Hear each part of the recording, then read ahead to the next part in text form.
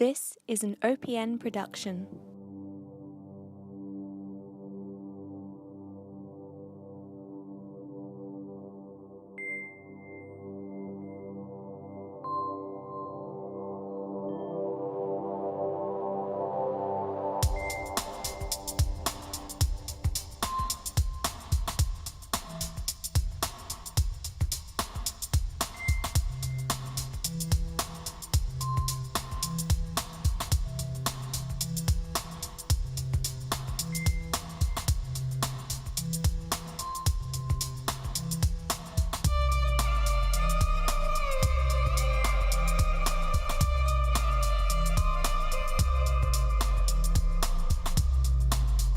Welcome to this episode of Olia's Opinions, the new podcast where I take a look at this week's newest and hottest current events, movies, television, and music.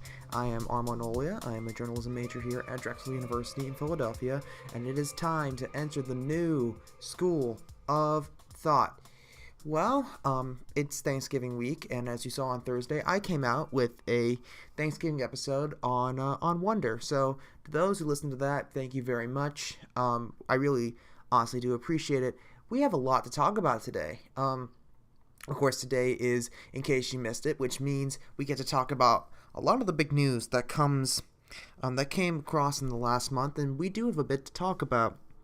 So we've got, of course, the coup d'etat in Zimbabwe and the deposement of Robert Mugabe, the longtime president/prime minister of Zimbabwe, who has been actually ruling the country in some capacity since 1980. He's been the president of Zimbabwe since 1987 and actually resigned on Tuesday, which is a very strange turn of events. So, yeah, I'm really excited to talk about that. And then, of course, we'll have a continuation of what happened with Harvey Weinstein, Kevin Spacey, Richard Dreyfuss, Louis C.K. The list can go on and on and on and on and on.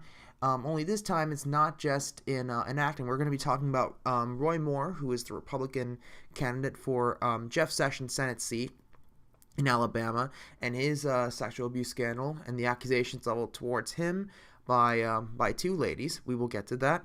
And of course, this isn't really that recent, but this is pretty big news. The election of Phil Murphy as the new governor of New Jersey, who will be succeeding Chris Christie in January 2018. We will get to that during the In Case You Missed a segment. But first, I want to discuss television.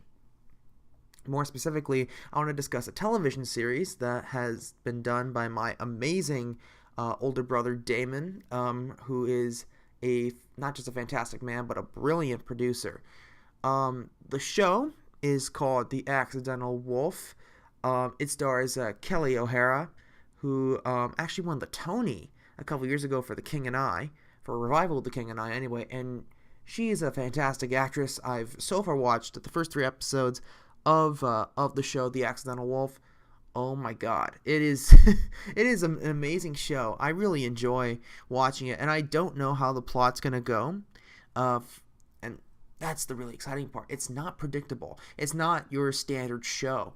It's something that's going to be, I think it's going to be groundbreaking. In about 5 years' time, it's going to be very much groundbreaking, and I really do suggest that you guys watch this show. It's online. It's free.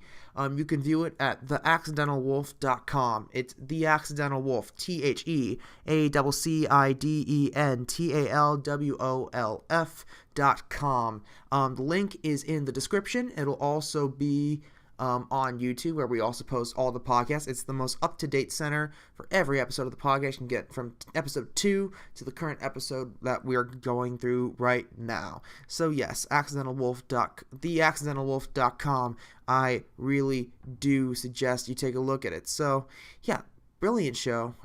Well done, Damon. I love you. You absolutely deserve this. So now we're going to take a break. When we come back, we're going to be talking about In Case You Missed It. So on Wednesday, I mentioned, Thursday.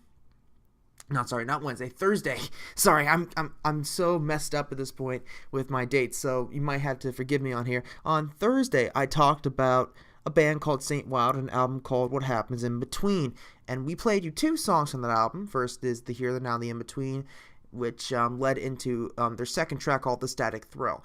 Now I'm going to play track 9 on this called Burnout's Guys Could Have Been. It is from St. Wilde. The album is What Happens in Between. It's already out on iTunes and Spotify. So when we come back, we're going to be talking about In Case You Miss It. So don't go away. Burnout's Guys Could Have Been by St. Wilde. Album is What Happens in Between, out on iTunes and Spotify. So stick around. We'll be right back.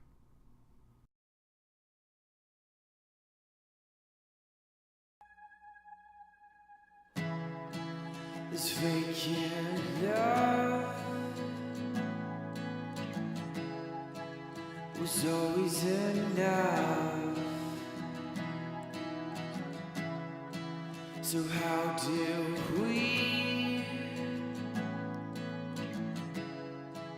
find ourselves here? My flaws too weak, your mind too clear.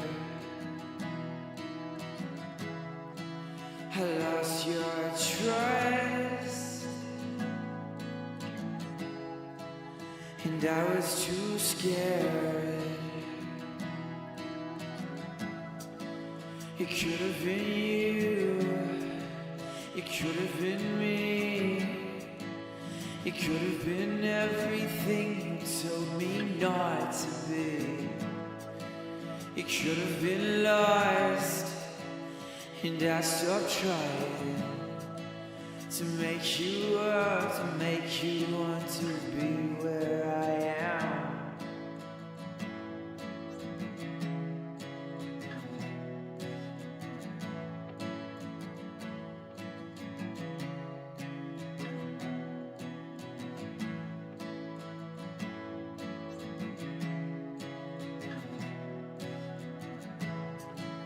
These burned out skies make it seem real,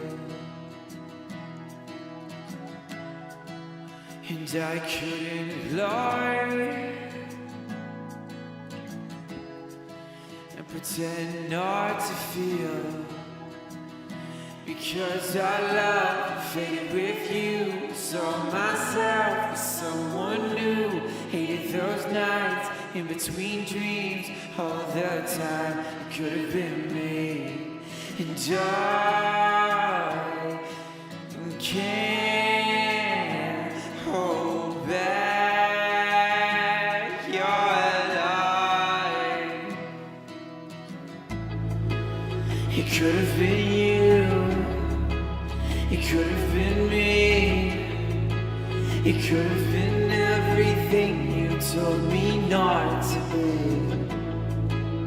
It could have been lost, and I stopped trying to make you up, make you want to be where I am.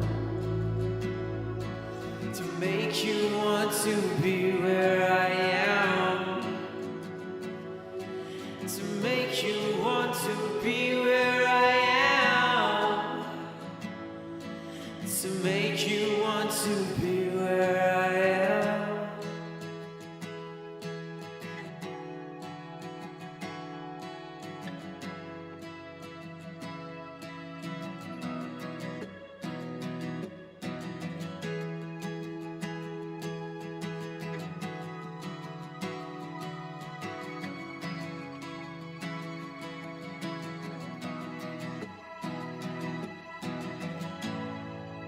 It could have been you, it could have been me. It could have been everything you told me not to be.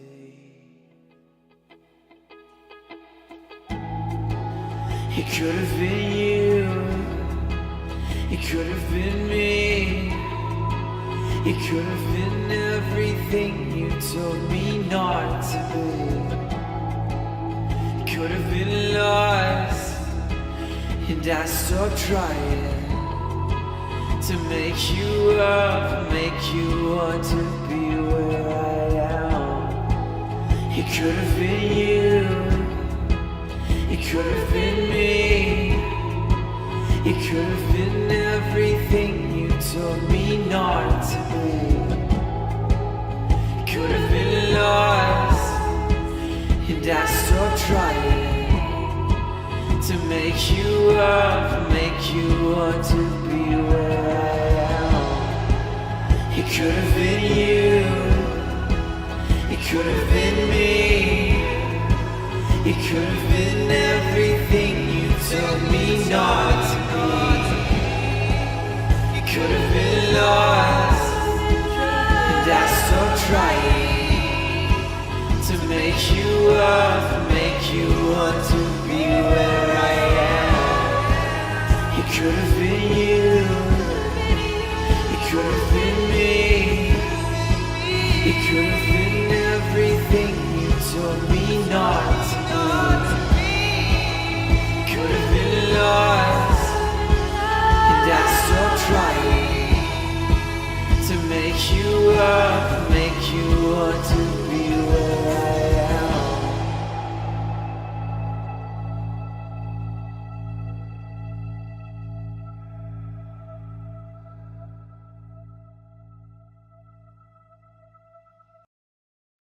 So that was Burnout's Guys, Could Have Been by St. Wilde from the album What Happens in Between, again available on iTunes and Spotify at this present moment in time.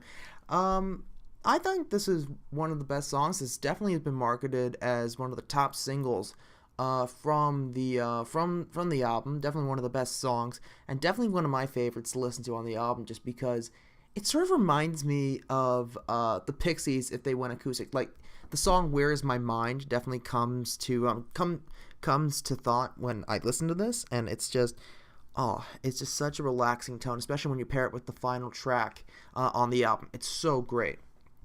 So St. Wilde, well done. I gave my praise on this album a little bit earlier on during the Thanksgiving episode. Again, I repeat that by saying, well done. This is an amazing album. For those of you who haven't listened to it yet, listen to it now. Buy it. Stream it on Spotify. I promise you it will be worth it. So with that out of the way, it is time to show you what happened in case you missed it. Let's do it. Here we go.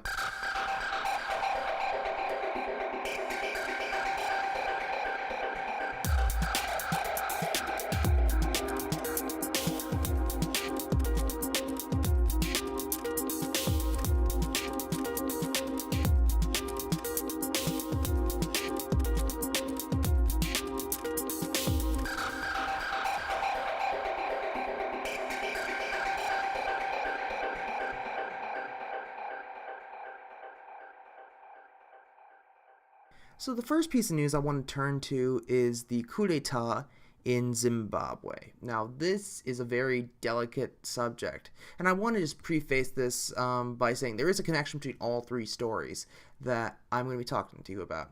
It is all about awareness. It is all about, essentially, people getting enough information and getting enough courage to realize they're not alone, there is a movement, and now it is time to revolt. And these revolts can happen, they can have success or failure. Now, I'll talk about the success or failure, as it goes with each circumstance, but I'm going to begin with the biggest story of them, which was the coup d'etat in Zimbabwe. Now, a little context here.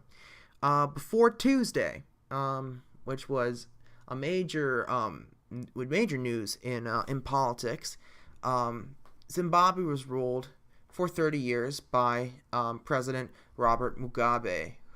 Actually, he'd been the prime minister of he'd been the prime minister of Zimbabwe since 1980. So he's ran this country. He's run Zimbabwe in some shape or form for the last almost 40 years. He's held leadership titles in Zimbabwe since 1980, but the main position we're talking about here is the presidency, which essentially has become stationed as the highest position. Like, no one can outrank him. So what happened was the former first vice president, I forgot his name, because I can't remember every single name that's going on. The former first vice president of Zimbabwe led the Zimbabwe military and essentially a coup d'etat against Mugabe's government. And this has been going on the last couple of weeks. But in the end, Mugabe was forced to resign. Despite him saying, I'm not going to resign, no, no, no, no, he has officially resigned and has ended a 37-year tenure as the president of Zimbabwe. This is actually pretty significant, and I'm going to explain why. Mugabe is a very, first off, divisive figure in Zimbabwe. On the one hand, he is well regarded as a hero because of the way he's essentially helped Zimbabwe claw its way out of British rule and become its own country, help gain its own independence. So half of the people of Zimbabwe, half of the people who know him support him because of the fact that, well, he helped Zimbabwe gain its cultural identity. The other half regard him as a war criminal. Well, not necessarily a war criminal. He has committed crimes against humanity, as a tyrant, and in terms of how long he's been there, especially in Africa, people have been considering whether or not he has been rigging the elections. There has not been any proof, because of course if that did, then essentially it means he would be guilty and he would have been out a lot earlier than he was. So we don't necessarily know the full story, but we do know he has been very divisive.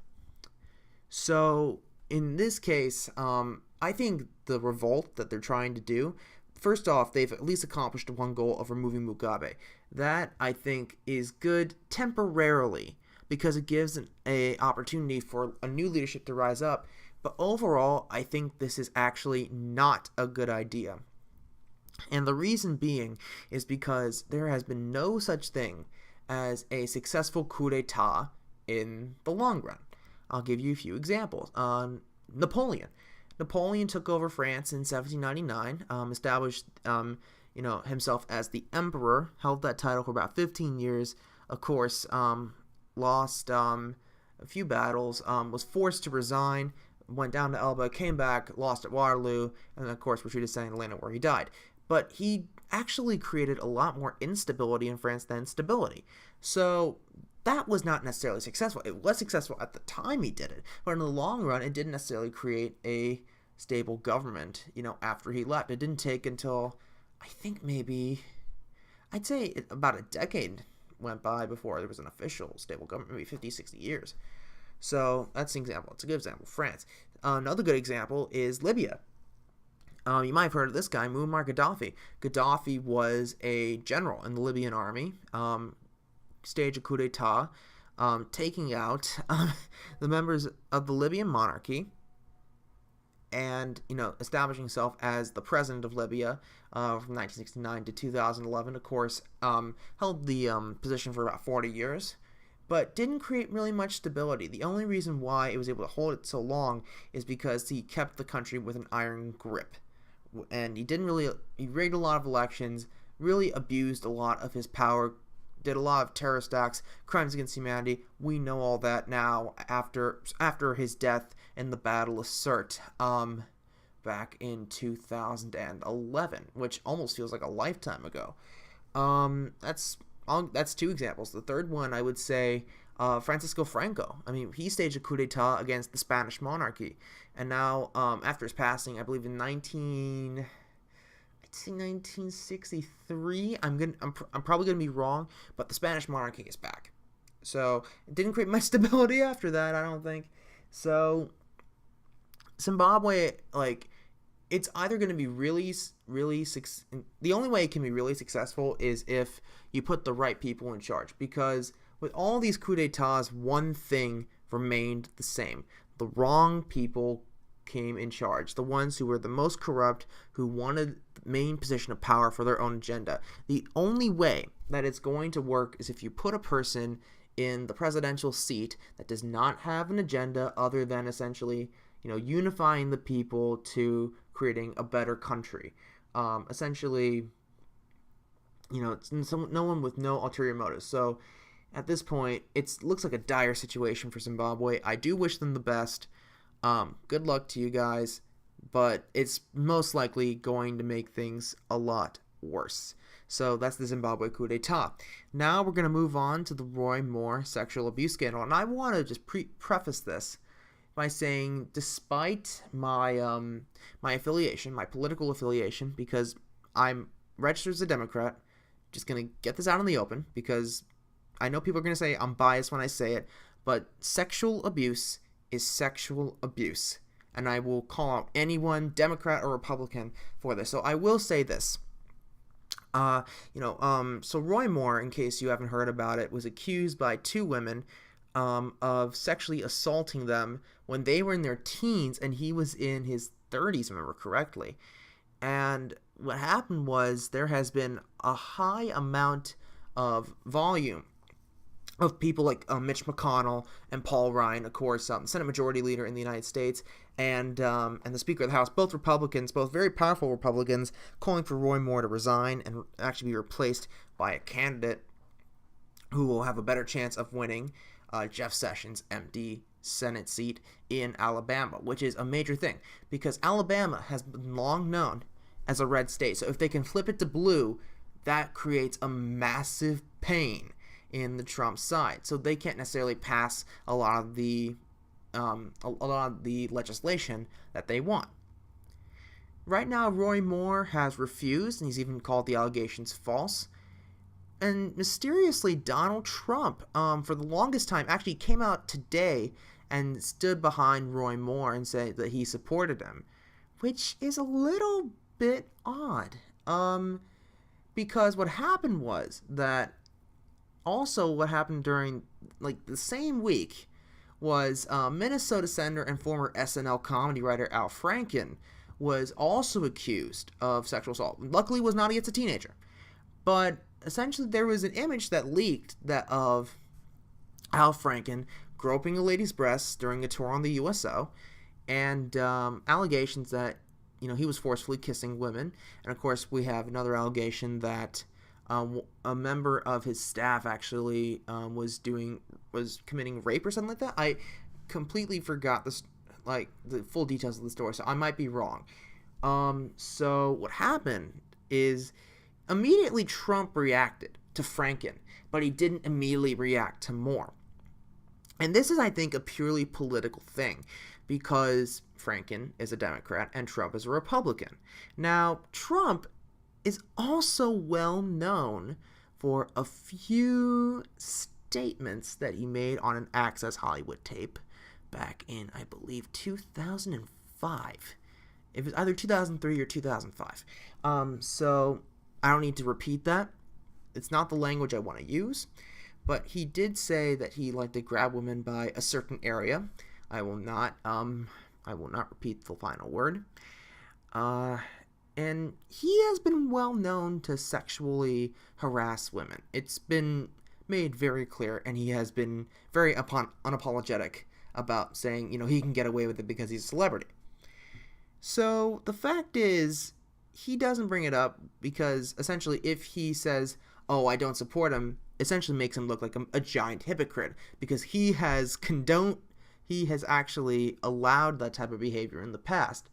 And now the fact that he's supporting Roy Moore, if these allegations happen to be true, which most likely they are, otherwise the Senate and the Speaker, McConnell and Ryan, wouldn't be reacting the way they are. If they are true, will be very damaging towards Donald Trump, because you could essentially, down in 2020, you can turn around by saying, you supported a rapist and a pedophile, to run for the Senate. And it really just, ugh. But the more important thing I want to bring up with this is that it's the increasing awareness of sexual abuse, sexual harassment, and it really all began with Harvey Weinstein. And not many people realized why. But I have a working theory. It's all because of Donald Trump. Now, hear me out. When Donald Trump was running for president, of course, there was mass media scrutiny. And of course, our natural human instincts say, sexual abuse is wrong. No one should make jokes about that. No one should even commit it. So when we heard Trump's comments on that, we sort of became more we kept our eyes open and our ears open for this kind of thing, because that's unacceptable. and we will not accept it from anybody. And Harvey Weinstein was the very first target because, I mean, everyone knew about this. This had been an inside joke in Hollywood for almost 30 years. And because of social media, because of the power of social media now as compared to so many years ago, it's so easy now to transmit information quickly and get a response. And as a result, Harvey Weinstein will probably never work in film again. And of course, the Me Too campaign sort of helped. Actually, sort of, really helped. Really helped begin this whole cycle where we're now seeing all types of sexual abuse come to light. I mean, people who I don't think I would have even suspected of it, like people such as Louis C.K., Charlie Rose, a fellow journalist, who I was very disappointed to hear about because he is one of my favorite journalists of all time, and it's saddening to know that Charlie Rose has done it, and I think he's already admitted to it, which really does suck. And of course to hear about like Kevin Spacey. Now that was just horrifying, because I love his work. I think he's a great actor, but it's just disgusting. It's very disgusting to hear about. It is very disgusting to know that this is happening. But this is really a revolt against a former system that essentially kept things going. A system of sexual abuse. We're revolting against, saying, no, this is the way it shouldn't be. It shouldn't be like this, which is great. And I think this is exactly what it's going to be doing. This is going to be a very successful revolt. It's going to create a new culture of working hard to get to the top. I think it's going to minimize sexual harassment, minimize sexual abuse in the workplace, because, now we're eliminating this in Hollywood, which is really well known for this. So yeah, I mean, this is going to be amazing to see. Also eliminated in politics. So yeah, the Roy Moore sexual abuse scandal and its potential implications. And now, finally, we're going to go really local here to the Philly, New Jersey area, and that is the election of Democrat and former U.S. Ambassador to Germany, Phil Murphy, being officially elected to succeed Chris Christie as the governor of New Jersey. Now, the reason why I put this under the category revolt is that Chris Christie, first of all, is one of the most unpopular governors in the history of the United States. Period. I think the last time I checked, he had, I believe, 25% approval rating. Now I'm going to check that number again. I believe it's 25. It's definitely a high number though, and I feel it's definitely, I think, lower than it's going to be a lot higher in this case than Donald Trump's. But I'm really interested in I need to check these. This number here, because it's big. Hold on a second. The number is here it is. 14% approval rating is the most is actually the most recent number. Trump is 37. Now, why is Christie's approval rating at 14%? Well, first of all, Bridgegate. Bridgegate was a very well-known incident that essentially it's essentially conspiracy to make sure that Christie would actually win the election, to make sure that he would remain the governor for the second term. So he colluded. Christie staff members colluded. There was no actual evidence that Christie himself was responsible, although he's essentially now guilty in the court of public opinion, that Christie staff members colluded to create traffic jams in order to allow more people to allow more votes for Christie, and essentially make sure a Democrat does not win the election. And they did so by closing toll lanes, and that created a lot of traffic jams and a lot of people actually being in danger because of that. And not only that, like, Chris Christie has purposely used his power to his own advantage. For example, he once closed down a beach so that he and his family could have the beach all to themselves on a private lake, on their private beach house, their summer beach house, I should say, that was actually provided by the taxpayers of the state of New Jersey. So he's known as a very corrupt governor. His association with Donald Trump, however, doesn't necessarily make things easy. Now, in order to understand why Phil Murphy also won, you also have to consider who actually he beat, which is a woman named Kim Guadagno. Kim Quadogno, I always mess up that name, who was the first lieutenant governor of New Jersey from 2010. She will leave office in 2018. And in fact, she's sort of the right-hand person for Chris Christie. So she's highly associated with the Christie campaign. And at this point, like, anyone associated with Trump is, especially in a blue state, is essentially going to be, like, really screwed at this point. Because they're going to be scrutinized, they're now going to be associated with them, and they're not going to be able to win many elections after that. It's also part of a trend that a lot of Democrats are now winning a lot of very historically Republican seats. I'll give you an example. Tim Keller recently won the mayorship of Albuquerque, which was previously under Republican control for 8 years, and Danica Roem. Now, this was really interesting. She is now the first openly transgender person to be elected to the Virginia legislature, and she will now become a member of the Virginia House of Delegates from the 13th District. She defeated a guy named Bob Marshall, who created something called the Bathroom Bill. Now, if many of you don't know what the Bathroom Bill is, I will quickly explain. The Bathroom Bill is essentially a bill that was put into place, essentially known as for transgender discrimination. So, if you aren't necessarily, you haven't had the sex change yet, you aren't officially well known as, let's say I have a sex change to a female, I would still, because I'm not legally a woman yet, I would still have to go to the men's bathroom, which is very demeaning. He even called himself the chief homophobe, and he has been in office, Bill Marshall anyway, has since 1992. He's been there for 13 terms. So this is a very major sign that now people are starting to realize what's going on and how exactly we can get rid of Donald Trump in the next 3 years, which is a very good start, but not yet. This is the beginning of a revolt, a potentially successful revolt. We can't say completely successful until the election in 2020.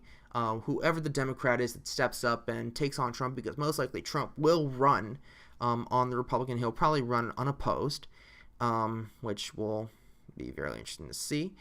Whoever runs against Trump is going to have a lot of momentum behind him if the Democrats do well in the 2018 elections for the House of Representatives and the Senate. So it's time to see what happens. So potentially a successful revolt, but we do not know just yet. So yeah, a lot of revolts, a few of them not one that'll probably be successful, but a couple of them aren't. One is definitely successful, the one that could be. So that is actually pretty much the news we have for November. And I'd like to say, I hope everyone had a happy Thanksgiving. I hope everyone enjoys as we come into December. You can, of course, and that's actually it for the show. So you can follow me on social media, all Facebook, Twitter, Instagram, Snapchat, all at House of Armon, HOUSEOFARMON. My website is houseofarmon.wordpress.com. You can follow the show on Twitter, Oli's Opinions, at Oli's Opinions on Twitter. Facebook, www.facebook.com/Oli's Opinions Podcast, all one word. And the website, of course, Oli's Opinions Podcast.wordpress.com. So when we come in next week, we're going to be talking about music, and you'll be surprised what music I will actually talk about when we do our first show in December. But that is it. That is it for this school of thought. And until next time, keep loving, keep learning, and keep debating. We'll see you next time on Oli's Opinions. Goodbye.